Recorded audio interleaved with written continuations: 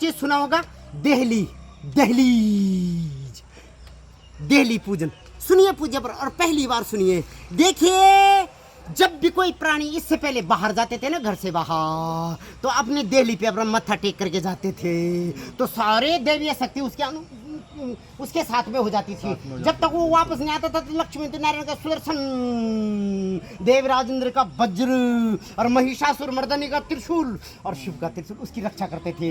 लेकिन आजकल ये चीजें विलुप्त हो गए। तो पूज्य पर इसके पीछे पहले शास्त्रीय प्रमाण ये है कि जब हिरण्यकश्यप ने ब्रह्मा को बोला कि भगवान मैं दिन में मरूं ना रात में मरूं, तो भगवान ने बोला तथास्तु।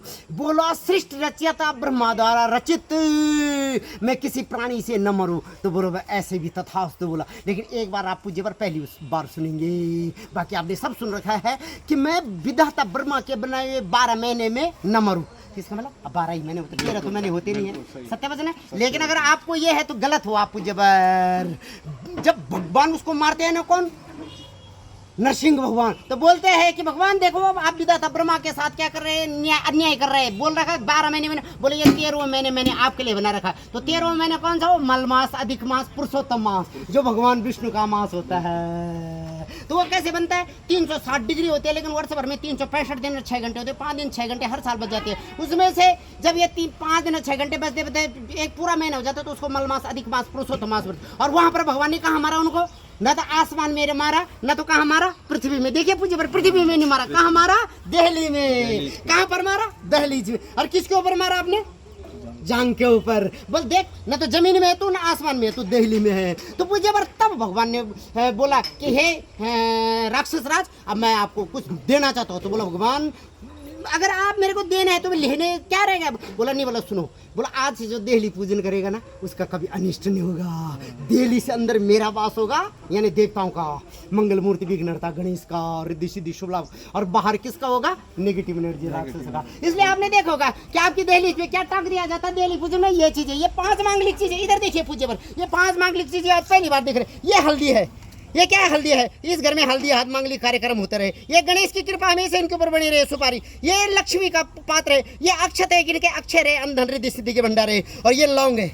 ये क्या है? देखिए पूज्य पर, लौंग। आपने देखा होगा उत्तराखंड की देवियां जिनको संतान सुख में परेशानी आती है, विवाह नहीं हो रहा है, उन पर लौंग लगाई जाती है। लौंग मतलब गले में, तो सारे शरीर को निरोग कर देती है। तो जब ये लौंग यहाँ पर लगाई जाती है ना, तो तब क्या हो जाता है? यहाँ से अंदर नेगेटिव एनर्जी के लिए प्रवेश वर्जित हो जाता है। ये सब इसमें बांध जाती है, जैसे मैंने यहाँ पर बांध रखा पूज्य पर। तो और ये हल्दी इनके घर में अनेक अनेक हल्दी खाता है, अक्षर है इनके अंधन के भंडारे। ये लौंग है पूज्य पर। जब ये अग्नि में जलते तर तर तर तर तर तर तर करते, यानी सारी नेगेटिव एनर्जी दूर हो जाती है। और ये सभी दिशाओं में छिड़की जाती है। इनको क्या बोलते हैं पूज्य पर?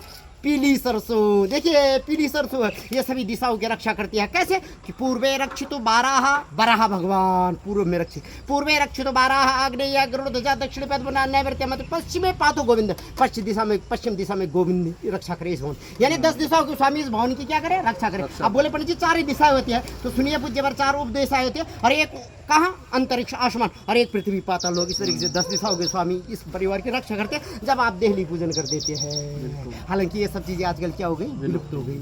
इसलिए पंडित जी ने अपने चैनल का नाम क्या रखा? विलुप्त ब्रह्म ज्ञान। तो पूज्य ना, इस देह के साथ, मेरे साथ, इस ढोंगी पंडित के साथ ये चीज सब विलुप्त हो जाएगी। अगर आपको लगता है कि ये चीज पुनर्नवा होना चाहिए और जागृत होना चाहिए, तो मेरे यूट्यूब पे एक चैनल है जिसका नाम है विलुप्त ब्रह्म ज्ञान। क्या विलुप्त? उसको लाइक सब्सक्राइब शेयर कर दें। लेकिन तब जब आपको लगेगा ये पृथ्वी सत्य है, उचित है, इन्हीं मंगल कामनाओं के साथ, क्या अगर आप ऐसे नहीं करते, देहली पूजन नहीं करते, तो यहाँ पर वास्तु दोष रहता है। अब इस वास्तु दोष के निवारण के लिए एक उपाय किया जाता है। यहाँ पर अष्ट धातु का एक स्वास्तिक बनाना पड़ता है। जैसे मैंने वहां देखिए स्वास्तिक बना रखा है इसमें, तो स्वास्तिक बनाया जाता है, उसको कहाँ डाला जाता है? दहलीज में नीचे। ये दूसरा प्रोसीजर है। अगर आपको चाहिए इससे मार्गदर्शन, जरूर मेरे लिए क्या कर देना? कमेंट कर देना कि पंडित जी इसका हमसे ये गलती हो गई। तो पूज्य पर, ये जो मेरे यजमान परिवार है, ये आपके लिए ये भूमि भवन शुभकारी, कल्याणकारी और मंगलमय हो। और यहाँ पर से अंदर क्या रहे? पॉजिटिव एनर्जी, यानी ये 5 मांगलिक चीजें। और जो नींबू मिर्च होती है ना, वो कहाँ रहती है? यहाँ नहीं रहती, अंदर। शास्त्र बोलता है उनको आप फ्रिज में भी नहीं रहे, क्योंकि नींबू क्या होता है? खट्टा होता है, और मिर्ची कसेली होती है। तो नींबू मिर्च को आप फ्रिज में भी जगह नहीं देंगे। ये कहाँ रहती है? घर से बाहर, इसलिए बाहर लटकाई जाती है। अंदर ये मांगलिक चीजें रहती है। तो कैसे रहे पूज्य? अगर परिस्थिति सच्ची अच्छी तो ब्राह्मण को दक्षिणा दे दा। मेरे यूट्यूब पे चैनल है विलुप्त ग्राम, उसको लाइक सब्सक्राइब शेयर करें। इन्हीं मंगल कामना के साथ, अगर आपके भूमि भवन में ये दोष रह गए हैं, इसको वास्तु दोष बोलते हैं, तो ये वास्तु दोष कृपा हो, पूर्ण हो, क्योंकि आज तो दोस्त दूर हो, किसकी कृपा से? देव श्री विश्वकर्मा की कृपा से और वास्तु पुरुष की। इन्हीं मंगल कामनाओं के साथ सबका कल्याण हो। हरि ओम नमो नारायण। और जैसे ये है ना मीठा, अब मीठा कर दिया पंडित जी ने, सबको खिला दीजिए। ये कौन है? विश्वकर्मा पार्टी है ये, देव श्री इन्होंने स्वर्ग बनाया था, सबको खिला दे, ताकि एक दूसरे के साथ मिठू मिठू मिया बोल करके सबको क्या करेंगे, इन्हें मंगल कामनाओं के साथ। ठीक है, ये मैंने दे दिया देवताओं के नाम का।